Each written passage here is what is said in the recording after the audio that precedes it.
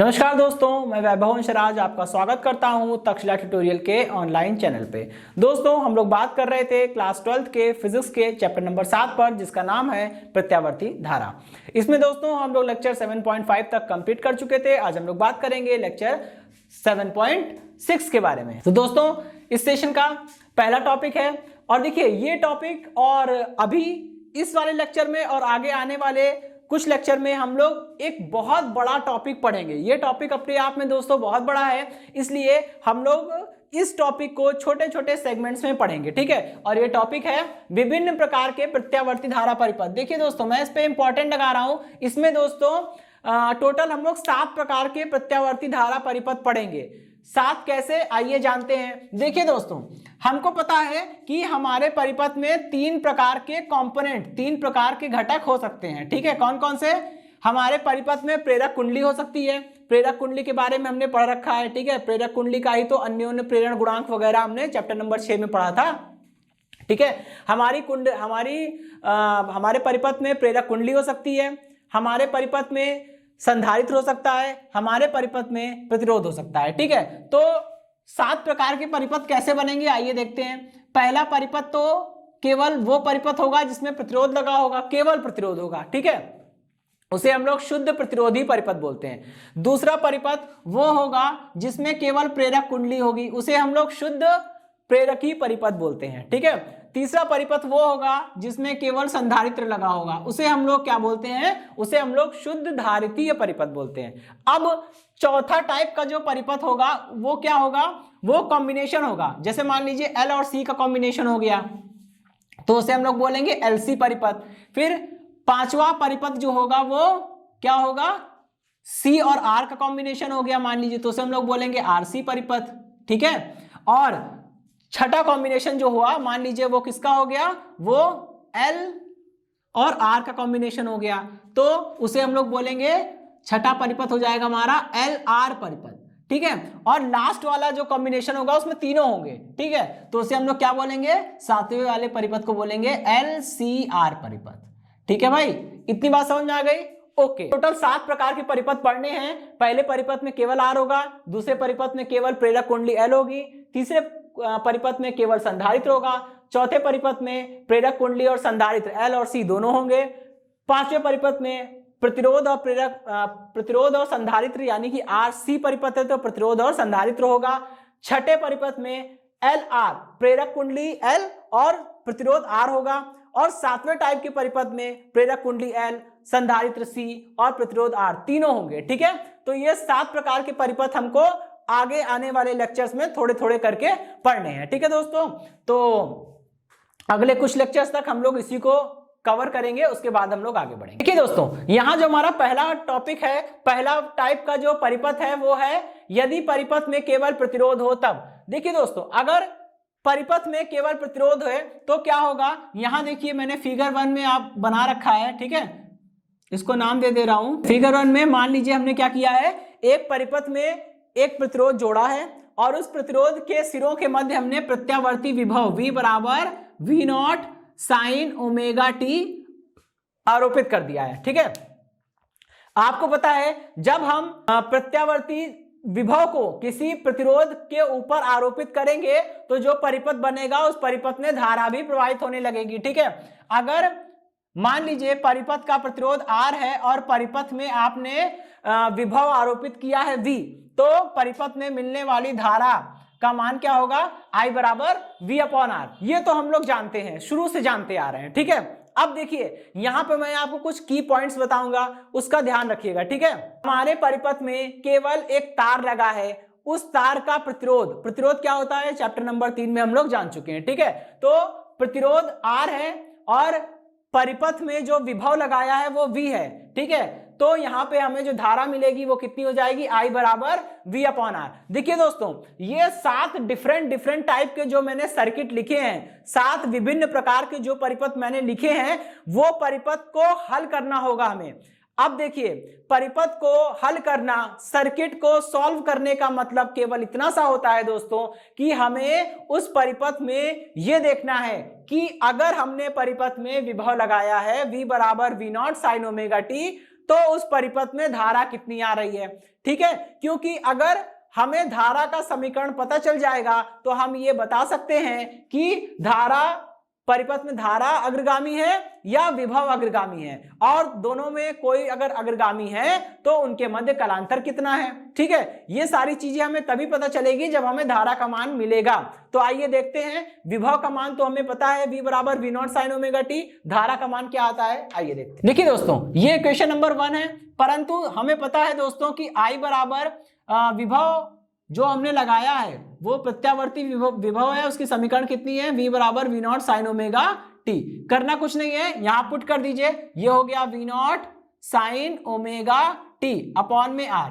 अब देखिए दोस्तों, v नॉट कांस्टेंट है, अपॉन में r भी कांस्टेंट है। आपको पता है कि I बराबर v अपॉन r दोस्तों विभव बटे प्रतिरोध करने पर धारा मिलती है, और आपको पता है r का मान तो फिक्स है, केवल v का मान बदल रहा था, और जब v अपने अधिकतम मान पर होगा तो I भी तो अपने अधिकतम मान पर होगा, और I का अधिकतम मान मतलब I नॉट बन जाएगा।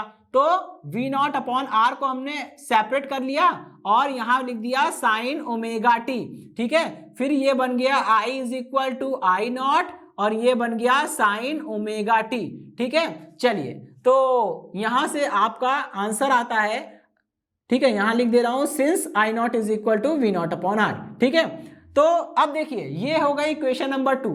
दोस्तों इक्वेशन नंबर 2 को देखकर ये साबित होता है कि अगर किसी परिपथ में केवल प्रतिरोध लगा है तब उस परिपथ में जो धारा आती है वो आरोपित विभव के साथ समान कला में है। कैसे पता चला, क्योंकि देखिए धारा की कला कितनी है ओमेगा टी, और विभव की कला भी कितनी है ओमेगा टी, दोनों की कलाएं समान हैं, और जब धारा और विभव की कलाएं समान होती है तो उसी को तो हम लोग बोलते हैं कि दोनों समान कला में हैं, और दोनों समान कला में हैं तो कोई कलांतर नहीं होगा और कोई समय अंतराल भी नहीं होगा, क्योंकि जब डेल्टा फाई 0 है तो डेल्टा टी को भी 0 होना पड़ेगा। ठीक है दोस्तों, तो इतनी चीज समझ में आ गई, यानी कि धारा और विभव समान कला में होंगे। इसलिए हमने क्या किया है, देखिए यहां पे एक ग्राफ बनाया है, विभव और धारा को y अक्ष पे लिया है और समय t को x अक्ष पे लिया है। क्या करा है हमने, विभव को ब्लैक पेन से बनाया है और धारा को हमने रेड पेन से बनाया है। ठीक है, आपको मैंने शुरुआत में बताया था जिसका आयाम ज्यादा होता है वो वाला ग्राफ किसका होता है, विभव का होता है, और जिसका आयाम कम होता है वो वाला ग्राफ धारा का होता है। यानी रेड वाला ग्राफ धारा का है और ब्लैक वाला विभव का है। ठीक है, धारा का आयाम I नॉट है, विभव का आयाम V नॉट है। ठीक, चलिए अब यहाँ पे दोनों समान कला में हैं, इसीलिए मैंने फिगर 2 में दोनों को इस तरह से प्लॉट किया है कि जब धारा अधिकतम है तो विभव भी अधिकतम है, और जब धारा 0 है तो विभव भी 0 है। या दूसरे शब्दों में आप ऐसा बोल सकते हैं कि अगर किसी परिपथ में केवल प्रतिरोध लगा हो तब उस परिपथ में धारा और विभव एक साथ अपने अधिकतम और न्यूनतम मान को प्राप्त करते हैं, अर्थात इस अवस्था में धारा और विभव समान कला में होते हैं और उनके मध्य कालांतर 0 होता है। ठीक है दोस्तों, इतना हो गया। अभी भी इसमें एक छोटी सी चीज बची है, वो हमको ये निकालना है कि अगर किसी परिपथ में केवल प्रतिरोध लगा है तो उस परिपथ में शक्ति क्षय का मान कितना होगा। आइए दोस्तों हम लोग उसको सॉल्व करते हैं। ठीक है, परिपथ में औसत शक्ति क्षय भाई P bar is equal to कैसे मिलेगा, V इंटू आई का बार। ठीक है, क्योंकि यहाँ पे विभव भी कैसा है, प्रत्यावर्ती विभव है, और धारा भी प्रत्यावर्ती है, मतलब V भी चेंज होगा I भी चेंज होगा, इसलिए मैंने दोनों के ऊपर बार लगा रखा है। ठीक है, आइए अब हम लोग बात कर रहे हैं प्रतिरोध वाले परिपथ की। जब परिपथ में केवल प्रतिरोध होगा तो विभव का मान हमने कितना लगाया था, परिपथ पे कितना विभव लगा था, V बराबर V not sine omega T. ठीक है, तो दोस्तों देखिए बस इतना किया गया है कि विभव की जगह पे विभव का मान V not sine omega T रख दिया गया है, और धारा की जगह धारा का मान I not sine omega T रख दिया गया है, और सब पे बार लगा था तो ये बार लग जाएगा। अब देखिए दोस्तों I not V not common है, मतलब कांस्टेंट है, तो कांस्टेंट का तो एवरेज वैल्यू निकालते नहीं है, कांस्टेंट का तो औसत मान निकलता नहीं है। कितना बचेगा, ये हो जाएगा साइन ओमेगा टी, और ये हो गया साइन ओमेगा टी। ठीक है, और मिला के कितना हो जाएगा, साइन स्क्वायर ओमेगा टी। ठीक है, तो ये हो गया साइन स्क्वायर ओमेगा टी इसका बार। ओके, और ये हो गया P बार। ठीक है, अब देखिए दोस्तों ये V नॉट आई नॉट। यहां से आपको पता है कि साइन स्क्वायर ओमेगा टी का औसत मान निकाला था एक संपूर्ण साइकिल के लिए, एक संपूर्ण चक्र के लिए। संपूर्ण चक्र मतलब 0 से 2 पाई या 0 से टी। एक संपूर्ण चक्र के लिए साइन स्क्वायर ओमेगा टी का औसत मान कितना आता है? 1/2 आता है। इसका हम लोग यहां पे करेंगे यूज, ठीक है। ये हो गया। अब देखिए इसको हम लोग इस तरह से लिख सकते हैं, P bar is equal to V naught upon √2, ठीक है, multiplied by I naught upon में √2, ठीक है। अब देखिए यहां से क्या आ जाएगा? P bar is equal to, ये हो गया VRMS, V naught upon √2 VRMS और I नॉट अपॉन √2 IRMS। तो ये बन जाएगा VRMS मल्टीप्लाइड बाय IRMS, ठीक है। तो ये तो हो गया आपका जवाब, ठीक, कि अगर किसी परिपथ में केवल प्रतिरोध लगा है तो ऐसे परिपथ को शुद्ध प्रतिरोधी परिपथ बोलते हैं। और इस प्रकार के परिपथ में धारा और विभव एक साथ अपने अधिकतम और न्यूनतम मान को प्राप्त करते हैं, अर्थात इस अवस्था में धारा और विभव समान कला में होते हैं और इनके मध्य कलांतर शून्य होता है, ठीक है। एवं इस अवस्था में परिपथ में औसत शक्ति क्षय का मान धारा एवं विभव के आरएमएस मान के गुणनफल के बराबर होता है, क्योंकि यहाँ पे P bar is equal to VRMS यानी कि विभव का आरएमएस मान इंटू IRMS यानी धारा का आरएमएस मान के गुणनफल के बराबर है, ठीक है दोस्तों। तो इसी के साथ ये टॉपिक पूरा खत्म होता है। अब हम लोग इस टॉपिक से जुड़े कुछ क्वेश्चंस देखेंगे। चलिए दोस्तों, अब हम लोग बढ़ेंगे अपने क्वेश्चन की ओर। देखिए दोस्तों, इस क्वेश्चन में क्या बोल रहे हैं? ये क्वेश्चन पहले तो मैं बता दूं, ये क्वेश्चन उसी टॉपिक से जुड़ा है जो टॉपिक अभी हमने रिसेंटली पढ़ा हुआ है, कि अगर किसी परिपथ में केवल प्रतिरोध लगा है, यानी हम शुद्ध प्रतिरोधी परिपथ जो हमने पढ़ा है उसी के बेसिस पे ये क्वेश्चन है, ठीक है। एक क्वेश्चन क्या, इस क्वेश्चन में देखिए क्या बोल रहे हैं, 100 ओम का प्रतिरोध है, वो 200 वोल्ट 50 हर्ट्ज की आवृत्ति से जुड़ा है, ठीक है। ज्ञात कीजिए, ज्ञात करना है परिपथ में धारा का आरएमएस मान कितना होगा, और बी पार्ट में बोल रहे हैं पूरे चक्र में नेट शक्ति व्यय कितना होगा, ठीक है दोस्तों। अब मैं आपको यहाँ पे एक चीज बताता हूं, इस चीज को ध्यान रखिएगा, ये चीज इस पूरे चैप्टर में और आगे जितनी आप फिजिक्स पढ़ेंगे हर जगह काम आएगी। वो ये है कि अगर कभी आप प्रत्यावर्ती विभव या प्रत्यावर्ती धारा की बात करेंगे, देखिए दोस्तों, दिष्ट विभव या दिष्ट धारा में केवल एक ही मान होता है, लेकिन प्रत्यावर्ती विभव और प्रत्यावर्ती धारा में एक से ज्यादा मान होता है। कैसे? देखिए, प्रत्यावर्ती विभव का आरएमएस मान भी होता है, माध्य मान भी होता है, ठीक है, और शिखर मान भी होता है, 3 मान है। अब उसमें से कौन सा मान दे रहा है हमें कैसे पता होगा? अक्सर लोग कंफ्यूज होते हैं कि जो दिया गया है वो आई नॉट है या IRMS है, या फिर V नॉट दिया गया है या VRMS दिया है। सबसे पहले तो यही दिक्कत होती है दोस्तों, दिमाग लगाइए, यहां वोल्ट लिखा है, मात्रक क्या है? वोल्ट। मात्रक वोल्ट दिया है, इसका मतलब धारा तो नहीं हो सकती, ठीक है, इन्हीं दोनों में से कुछ होगा। अब मैं आपको बता रहा हूं, अगर कभी भी प्रत्यावर्ती धारा या प्रत्यावर्ती विभव का मान बिना कुछ बोले देगा तो वो आरएमएस मान होगा। क्यों? क्योंकि इतना बात आप समझ लीजिए कि कोई भी उपकरण अगर प्रत्यावर्ती धारा या प्रत्यावर्ती विभव को मापता है तो वो उसके आरएमएस मान को ही मापता है, ठीक है।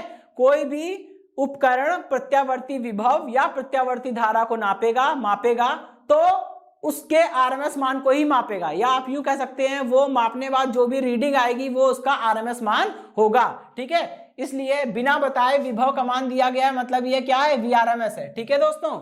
चलिए, इसी प्रकार अगर धारा का मान भी बिना बताए देगा तो वो IRMS होगा। जब तक आपसे कहे ना कि शिखर मान है, महत्तम मान है, तब तक आप I नॉट या V नॉट नहीं समझेंगे। चलिए दोस्तों, हम लोग पहले ए वाला पार्ट सॉल्व करते हैं। परिपथ में धारा का आरएमएस मान पूछ रहा है दोस्तों। परिपथ में धारा का आरएमएस मान, पहले तो ये बताइए I बराबर कितना होगा? V/R होगा, ठीक है। अब अगर आपको धारा का अधिकतम मान चाहिए तो यहाँ पे नॉट लगाइए, यहां भी नॉट लगा दीजिए, तो फॉर्मूला अपने आप बन जाएगा I नॉट बराबर V नॉट अपॉन R। लेकिन दोस्तों हमें क्या निकालना है? हमें आरएमएस मान निकालना है। तो भी इजी है, क्या करना होगा? बस यहां पे आरएमएस लिखिए और यहां भी आरएमएस लिख दीजिए, ठीक है। तो कितना हो जाएगा? IRMS is equal to VRMS। VRMS आपको दिया है कितना है? VRMS आपको दिया है 200, ठीक है, तो ये हो गया 200 और R का मान कितना है 100। इसको सॉल्व कर लीजिए, IRMS इज इक्वल टू, ये कट जाएगा, कितना आएगा 2 आएगा, और धारा है तो मात्रा क्या होगा एम्पियर, ठीक है भाई। चलिए अब हमें बी वाला पोर्शन सॉल्व करना है, ठीक है। बी वाला पोर्शन में क्या बोल रहे हैं, एक संपूर्ण चक्र में, एक पूरे चक्र में नेट शक्ति व्यय कितना होगा। संपूर्ण चक्र में नेट शक्ति व्यय जो होती है वो P bar is equal to VRMS into IRMS होता है, ठीक है। सॉल्व करिए, P bar is equal to, करना क्या है, ये हो गया VRMS, और दोस्तों IRMS बराबर कितना होता है, VRMS अपॉन R होता है, ठीक है, हम लोग जानते ही है, तो यहां रख दीजिए, ये हो गया VRMS अपॉन में R। इसको सॉल्व करेंगे, P bar is equal to कितना आ जाएगा, VRMS का whole square divided by R। Solve करिए, वैल्यू रखिए, VRMS की वैल्यू है 200, स्क्वायर है इसलिए मैं 2 टाइम्स इसको लिख सकता हूं, डिवाइडेड बाय R की वैल्यू कितनी है 100, ठीक है। इसको सॉल्व करेंगे तो ये आ जाएगा 400, ठीक है, कितना आ जाएगा ये, P bar is equal to 400 और मात्रा क्या हो जाएगा वाट। इतनी बात समझ में आ गई। ओके दोस्तों, तो इसी क्वेश्चन के साथ ये टॉपिक खत्म होता है और ये सेशन एंड होता है। इस सेशन से जुड़े नोट्स प्राप्त करने के लिए डिस्क्रिप्शन में दिए गए लिंक पर जाके क्लिक कीजिए। ओके दोस्तों, आज के सेशन में इतना ही, मिलता हूं नेक्स्ट सेशन में, धन्यवाद।